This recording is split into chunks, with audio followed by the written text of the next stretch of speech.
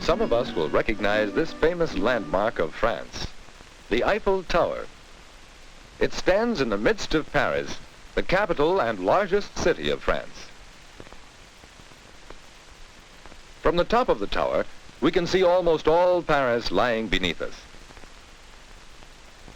And beyond the city lies the land of France, a land of variety and beauty. Fields of deep, rich soil produce many different kinds of crops. A vast system of rivers and canals provides water transportation in almost every part of France. Rugged mountain ranges form natural barriers between France and some of its neighboring countries. Hundreds of miles of seacoast make fishing and overseas commerce possible. France faces the sea on three sides: on the English Channel, on the Atlantic Ocean, and on the Mediterranean Sea.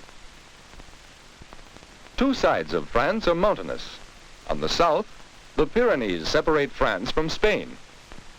On the east, the great mountain system of the Alps helps divide it from Switzerland, Italy, and Germany. On the northeast, the Low Countries border France. These natural boundaries give France a six-sided shape, a hexagon. France is not a large country. The state of Texas, for instance, is larger. France is located in the middle latitudes, about the same as the Great Lakes region of the United States.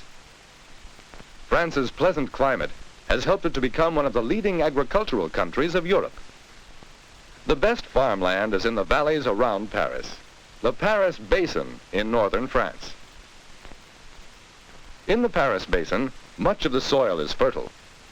Truck farmers, such as Paul Latour and his wife, produce a variety of crops, including potatoes, sugar beets, and various kinds of vegetables.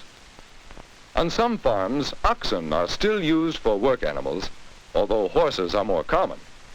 The use of machinery is increasing, but horsepower is still used on most farms. The most important farm crop is wheat. It is grown in the Paris Basin and in northwestern France, where we find scenes that resemble those we might see in our own Middle West. France is one of the leading wheat-producing countries of Europe.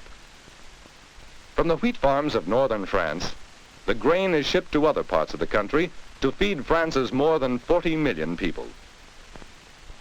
And so wheat is an important part of the geography of northern France.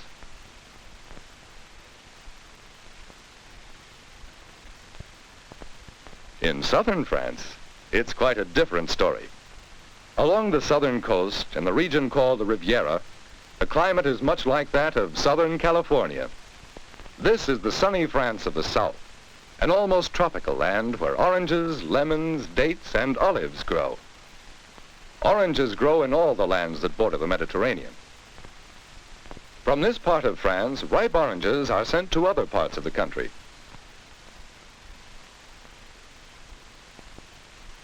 From the Riviera, too, are sent many kinds of tropical and subtropical flowers. In some of these gardens, flowers are grown commercially for markets in Paris and London. The same climate which produces subtropical plants also makes the Riviera one of the most famous health resorts in the world. Visitors from many countries come to enjoy the beautiful beaches and warm climate of the Riviera in southeastern France. In southwestern France, the climate and soil are ideal for raising grapes. Vineyards are a common sight in southwestern France. Here, many farmers grow nothing but grapes. Jean Sandré and his wife are typical of the men and women who make a living from the vineyards. Some grapes are shipped fresh, some dried into raisins, and some made into wine. Wines from vineyards such as these are an important product of France. The famous Bordeaux wines are named after this port in southwestern France. From this vineyard, we can see Bordeaux, one of the important harbors and commercial cities of France. On the wharves of Bordeaux, we'll find dockhands handling products of southern France as well as goods imported into France. Products being shipped include casks of wine from southern France, bales of cork from cork trees near the Spanish border, and crates of oranges from the Riviera. In another part of Bordeaux harbor are the fishing fleets. More than 100,000 people in France make their living as fishermen. The French are good sailors. From the many villages and ports along the coasts of France, generations of hardy fishermen such as these have gone out in their fleets to fish in the English Channel, or the Atlantic, or the Mediterranean. And yet, although France has hundreds of miles of coastline, it has few large harbors. Bordeaux is one. The harbor of Marseille is another. In the north, Le Havre is the largest port. The city of Le Havre, which in French means the harbor, is at the mouth of the Seine River. The Seine is France's largest and most important river. It is the great water highway of northern France.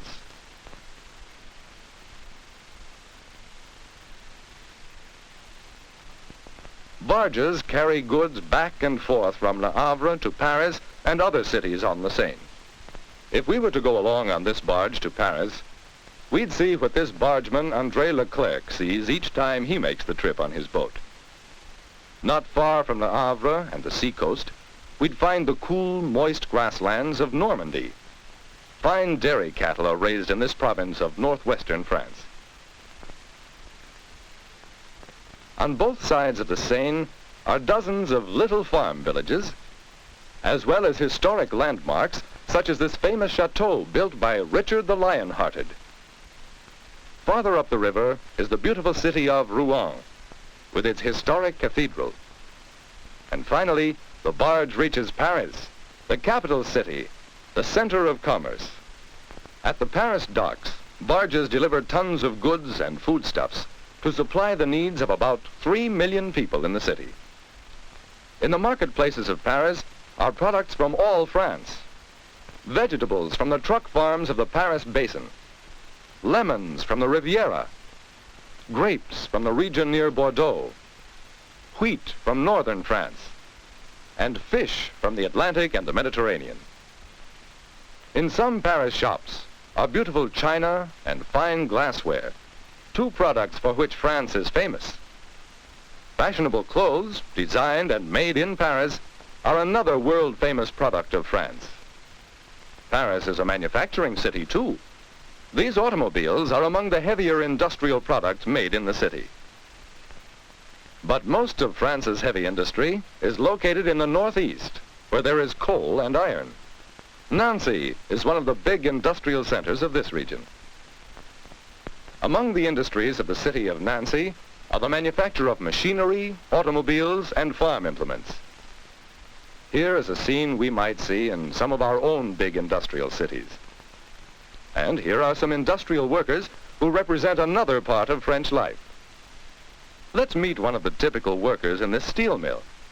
His name is Henri Beauchamp. After a busy day at the mill, Henri leaves with his fellow workers. Henri rides a bus, as many workers in our big industrial cities do.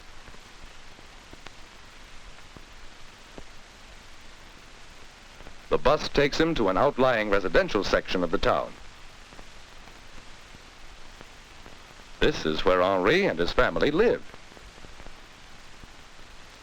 And this is the way he often spends his evenings, at home with his family, reading the latest Paris newspaper. He enjoys news about other places and other people in France. Places and people that we've seen in some of the various cities and regions of the country. The truck farmers of the Paris basin, the wheat merchant of northern France, the gardener of the subtropical Riviera, the grape farmers of southwestern France, the fishermen of Bordeaux, and the bargemen on the River Seine.